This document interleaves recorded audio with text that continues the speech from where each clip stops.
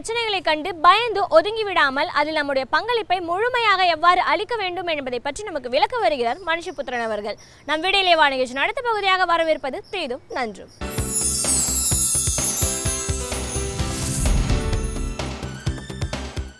வணக்கம் நண்பர்களே, இன்னும் ஒரு இனிய காலை பொழுதில் தீதும் நன்றும் நிகழ்ச்சியில் உங்களை சந்திப்பதில் மிக்க மகிழ்ச்சி அடைகிறேன். மரண தண்டனை தொடர்பான சர்ச்சை மீண்டும் ஒரு முறை முன்னிலைக்கு வந்திருக்கிறது.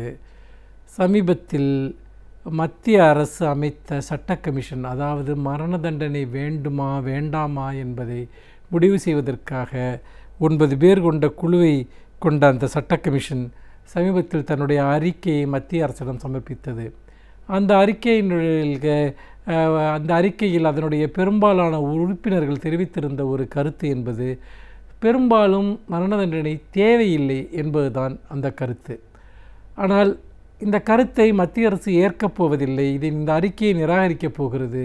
தொடர்ந்து மரண தண்டனையை தக்க வைத்து கொள்ள போகிறோம் என்கிற ஒரு நிலைப்பாட்டை அடுத்து வரக்கூடிய ஓரிரு தினங்களில் மத்திய அரசு எடுக்கக்கூடும் என்கிற விதமான செய்திகள் வந்து கொண்டிருக்கின்றன.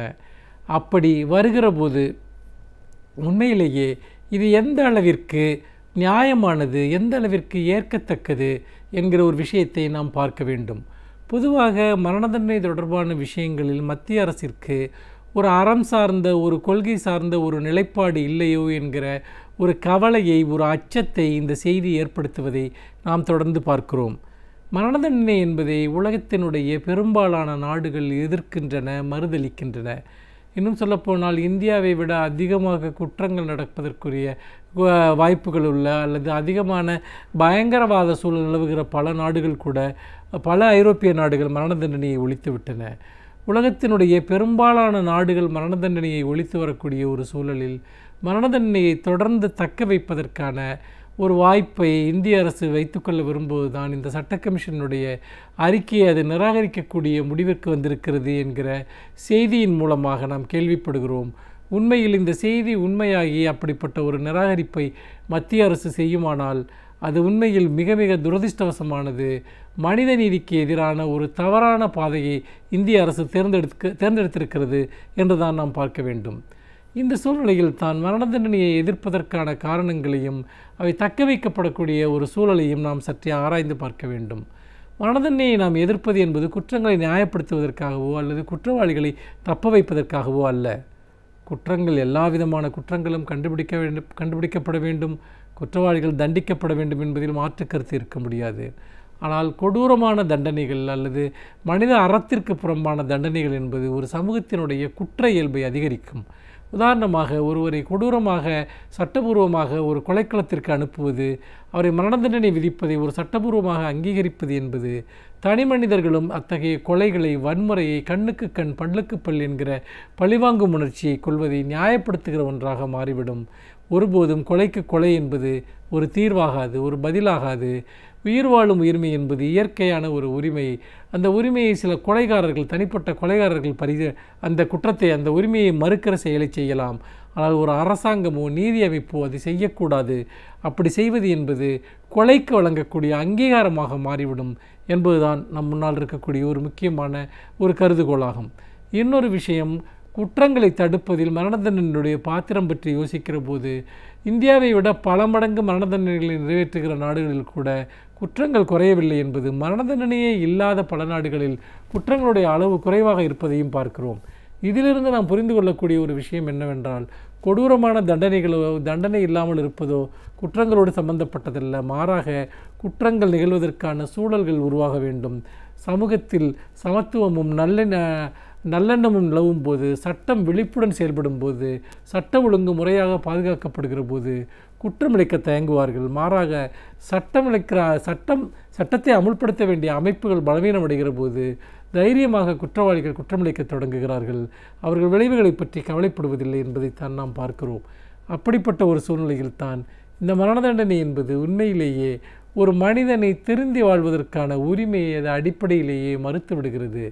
இன்னொரு விஷயம், ஒரு குற்றத்தை செய்கிற நபரை எப்படி நாம் உடனடியாக அழித்து விடுவதன் மூலமாக அந்த நபர் அந்த குற்றத்தை உணர்வதற்கான வாய்ப்பிலிருந்தும் அவரை விடுதலை செய்து விடுகிறோம்.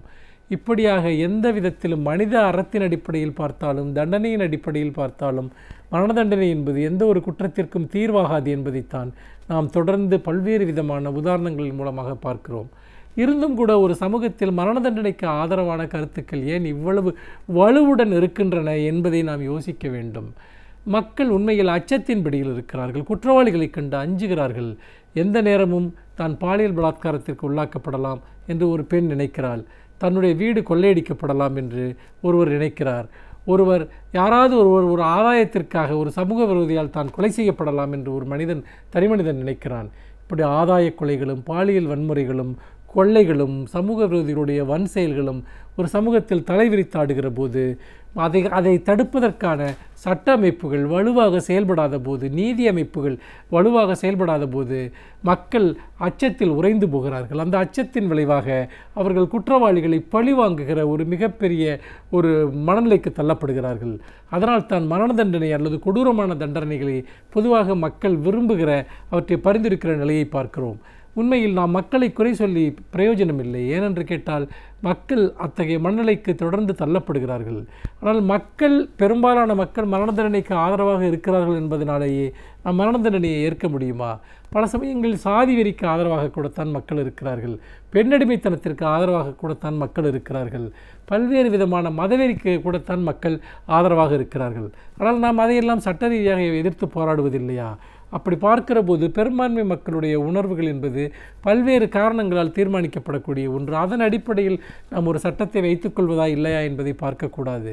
இந்தியாவில் மரண தண்டனைக்கு எதிரான இயக்கம் ஒருபுறம் வலிமையடைந்து வந்தாலும் கூட அரசியல் கட்சிகள் அவற்றில் ஒரு நிலைப்பாட்டை எடுக்க தயங்குகின்றன. பல அரசியல் கட்சிகள் மௌனம் சாதிக்கின்றன. இருந்தும் கூட இந்தியாவிலேயே ஒரு மைய நீரோட்ட கட்சியாக அல்லது ஒரு மாநிலத்தினுடைய மிகப்பெரிய கட்சியாக இருக்கக்கூடிய திராவிட முன்னேற்றக் கழகம் தொடர்ந்து மரண தண்டனையை எதிர்த்து வருகிறது. கலைஞர் அவர்கள் மிக கடுமையாக மரண தண்டனையை எதிர்த்து மிக நீண்ட காலமாக எழுதியும் பேசியும் வருகிறார். அதாவது மரண தண்டனை என்ற சொல்லே சட்ட புத்தகத்திலிருந்து அகற்றப்பட வேண்டும் என்ற கோரிக்கையை முன்வைத்து போராடி வருகிறார். அப்படிப்பட்ட ஒரு சூழ்நிலையில் தான் நாம் இந்த மரண தண்டனைக்கு எதிரான இந்த இயக்கத்தை வலிமைப்படுத்த வேண்டிய ஒரு சூழலில் இருக்கிறோம். இப்போது ஆளக்கூடிய அரசு என்பது கொலை தண்டனைகளை ஆதரிக்கக்கூடிய அரசாக, கொலை தண்டனைகளின் மீது அதிகமான ஈடுபாடு கொண்ட ஒரு அரசாக இருப்பதை நாம் பார்க்கிறோம். உண்மையிலேயே பயங்கரவாதத்தை தடுப்பது என்பது நாட்டில் மதங்களிடையே நல்லிணக்கத்தை உருவாக்குவதும் சமத்துவத்தை உருவாக்குவதும் தான் இருக்கிறது. யாரோ ஒரு சிலரை கொடூரமாக கொலை செய்வதன் மூலமாக நாம் அந்த கொடிய குற்றவாளிகளுக்கும் நமக்கும் இடையே எந்த வித்தியாசமும் இல்லை என்று காட்டிவிடுகிறோம். இன்னொன்று, நம்முடைய அமைப்பில் சட்ட பரிபாலன முறை மிக பலவீனமாக இருப்பதனால் திரும்ப பெற முடியாத மரண தண்டனை போன்ற விஷயங்களை நாம் விதிப்பது என்பது உண்மையில் மிக மிக நியாயமற்ற ஒன்று. அப்பாவிகள் தூக்கிலிடப்பட்ட சம்பவங்கள் இந்தியாவில் இருக்கின்றன.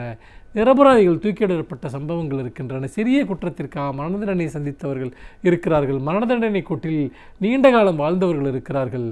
அப்படி பார்க்கிற போது மரண தண்டனை என்பதும் அல்லது மிக கொடூரமான ஒரு தண்டனை முறைகள் என்பதும் எந்த ஒரு நாகரிக சமூகமும் ஏற்க முடியாத ஒன்று. அந்த வகையில் தான் மத்திய அரசு மரண தண்டனைக்கு ஆதரவான ஒரு நிலைப்பாட்டை எடுக்கிற பட்சத்தில் நாம் அனைவரும் அதற்கு எதிராக மிக கடுமையாக போராட வேண்டும் என்கிற ஒரு செய்தியை சொல்லி மீண்டும் இன்னும் ஒரு புதிய சிந்தனையோடு உங்களை சந்திக்கிறேன். நன்றி, வணக்கம்.